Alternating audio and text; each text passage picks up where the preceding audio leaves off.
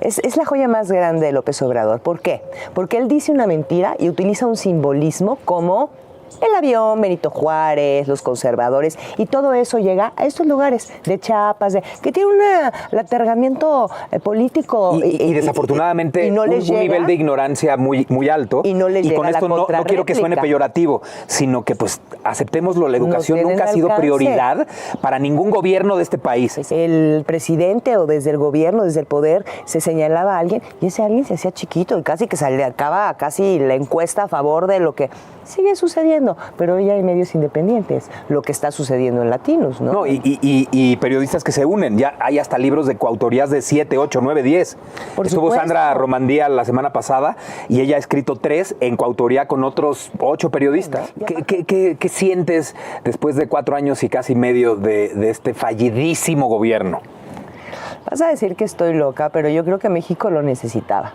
Yo creo que México estaba instalado en un letargo total ciudadano, que no había una ciudadanía politizada, que México, el mexicano está instalado en esta orfandad gubernamental de el gobierno me tiene que resolver todo, no tengo casa que el gobierno me resuelva. Yo recuerdo que justo Xóchitl y Arme me invitaron cuando el último temblor en Oaxaca y Xóchitl preguntó al gobernador cuál era el pueblo como más alejado y más pobre y que menos íbamos a llegar ahí. Y le dijo Unión Hidalgo, Oaxaca, nos fuimos todos para allá para ayudar y de verdad esta actitud del pueblo me dejó tonta. O sea, ¿Qué era lo que era hacían? Como de... incluso recuerdo que llamé al grupo de psicólogas y les dije, necesito que entiendan que el gobierno no fue culpable del sismo, que el gobierno no tiró sus casas y que el gobierno no tiene para reconstruirlas todas, que tienen que entender hacer una comunidad para empezarse a ayudar entre ustedes, porque no lo entendían. Era de, ¿a qué horas me van a ayudar con mi casa? A la hora que tú te levantes a ayudar con la de tu vecino, ¿no? Instalados en la queja y o sea, de verdad así con el abanico de ya que ahora llega el gobierno a recogerme mi casa. Pero ese pueblo recóndito de Oaxaca es un espejo de Chiapas, de Oaxaca, de lo que es todo el país. De muchos, no diría yo de todo el país, porque yo creo que por estado sí tienen actitudes diferentes, ¿no? Yo veo a los poblanos que la mayoría sale adelante, pelea sus cosas. Fueron muchos migrantes, ¿no? Porque no se quieren quedar ahí, porque quieren buscar otras oportunidades. Pero sí me quedé impresionada con la actitud de esta área de México, ¿no? Que siempre está instalada en que todo les tienen que resolver. Y no es así. Pero tampoco se involucran en las decisiones, porque qué flojera, ¿no? Y la clase media misma, letargada, que no sale a votar y se iba a Valle el fin de semana, o es que mi hijo tiene béisbol y lo tengo que ir a ver al concurso, porque no había cambio en ellos. Hoy sí. Pero el ver que toda su tranquilidad puede acabarse para siempre, los ha motivado a voltear a ver programas de televisión, obvio, que tenga que ver con la política, a leer las redes sociales. Y las leyes. De pronto todo el mundo ya está ahí y Twitter, que era la preparatoria más grande del mundo, se transformó en un ring político. En el medio de comunicación más importante y más fidedigno. Pero además en un ring político, porque pasamos de lo que tú dices del aletargamiento y de que no nos importara, había unos que sí les importara, pero pasamos a formar parte de 2 barras de equipos de fútbol que se están lanzando miados y orines en un partido, en lugar de dialogar. En ese momento estamos. Sucedía abajo, ¿no? Pero ahora es mucho más fácil. Creo que no como ahora. Pero es más visible. Sí, hoy es muy visible. Antes se llamaba una conferencia de prensa el presidente para dar un anuncio. Hoy agarra y lo tuitea, ¿no? Toda la información la tienes en inmediato. No, pero además hoy, todos los días, hay una conferencia de prensa que es una manera extraordinaria de hacer proselitismo. Es la joya más grande de López Obrador. ¿Por qué? Porque él dice una mentira y utiliza un simbolismo como el avión, Benito Juárez, los conservadores, y todo eso llega a estos lugares de Chiapas, que tiene un alargamiento político. Y desafortunadamente un nivel de ignorancia muy alto. Y no les llega con esto no quiero que suene peyorativo, sino que pues aceptémoslo, la educación nunca ha sido prioridad para ningún gobierno de este país. Exacto. PRI, PAN, para ninguno. Entonces nada más se van con esta imagen de sí nos va a salvar, porque el discurso de López Obrador es por ellos, tú no tienes. Ellos no te han permitido. Entonces ya están instalados en este motor de la frustración que la alienta todos los días desde la mañana. Y no nada más eso. Les ha dado permiso, voz, y los ha empujado a los resentidos y a los acomplejados a que saquen todo lo que tenían y te insulten, te ataquen, te agredan, que migre te golpeen. A las calles, claro, ¿no? Claro. Que migre a que una quema de una ministra. ¿Cuándo se ha visto? Se han quemado presidentes. ¿Cuándo le había puesto el pueblo atención a la Suprema Corte de Justicia de la Nación? ¿No te parece maravilloso lo que está sucediendo? A mí sí. Donde tengamos que caer, el fondo que tengamos que tocar, pero si no, nunca iba a suceder nada con México. Se iba a ir así. No, nunca habíamos puesto atención a los líderes del INE. Nunca, no sabíamos ni cómo se llamaban. De cómo funcionaba el Congreso, la Cámara, las cámaras, o sea, nada. No claro. Y hoy sí. Siempre nos había dado lo mismo. Medio nos había dado lo mismo quién era el secretario de Educación Pública, pero de pronto llegan las amigas de López Obrador y dices, esto no puede ser.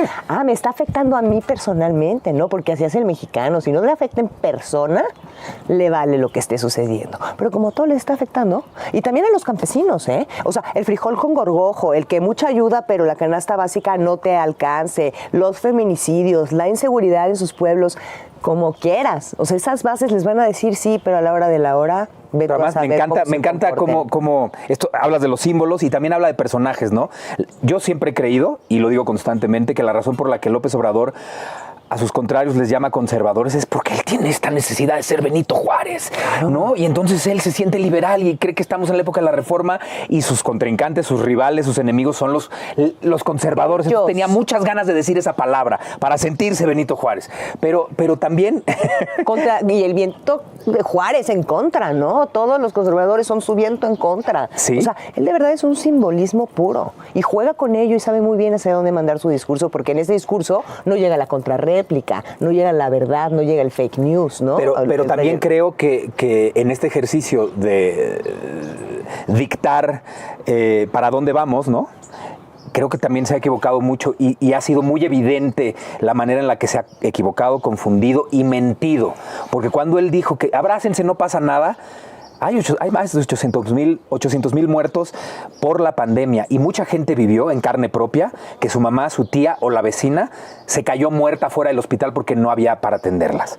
¿Qué haces contra eso? Cuando ya te llega en lo personal, como está sucediendo en todo lo que estamos comentando. Es lo que estás hablando. Entonces ya me parece muy interesante. Va a cambiar tu ideología y va a cambiar tu razón. Evidentemente, porque entonces ya se dan cuenta que no les ayudan con los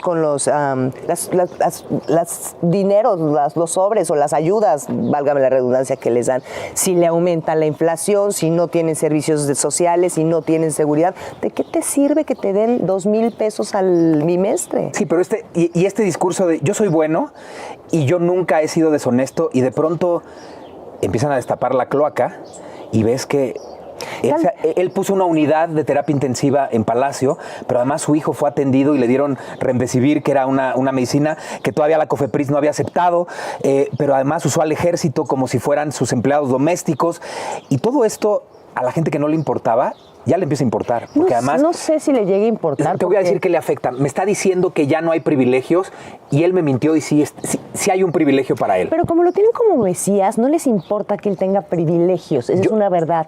Pero sí les importa el desmantelamiento del seguro popular. Pero yo creo que ya no tiene clínicas. A una parte no le importa y a otra parte sí le importa. O sea, con esto que estás diciendo, que me parece importantísimo, nos empezó a interesar. Y esta gente que le empezó a interesar y que a lo mejor lo veía como un mesías, dice, espérate, yo estaba confundido y estaba equivocado. La narrativa de la respuesta a su discurso es otra. Y ya los empieza a hacer pensar por ellos mismos. En ese sentido, sí es fascinante lo que está pasando. ¿Y por qué no me pone una infraestructura? Como ciudadanos y como país.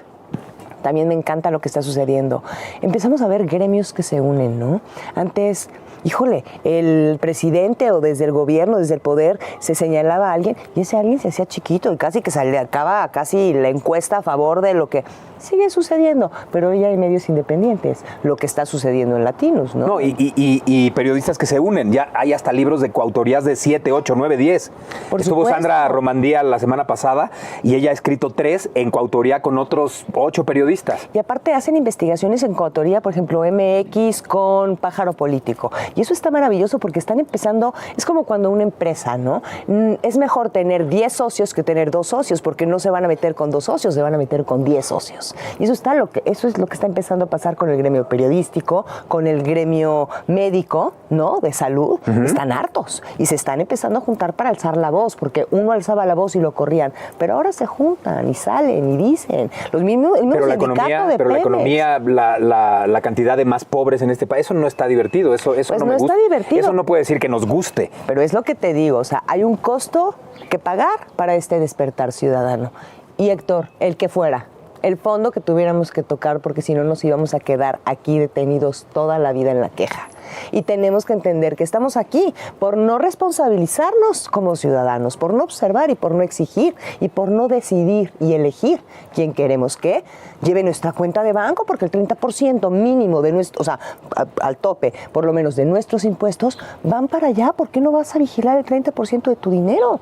No, yo estoy de acuerdo. Además, yo siempre he creído que todos somos unos animales políticos y tenemos que estar pendientes y participar en el gobierno y en la democracia de nuestro país.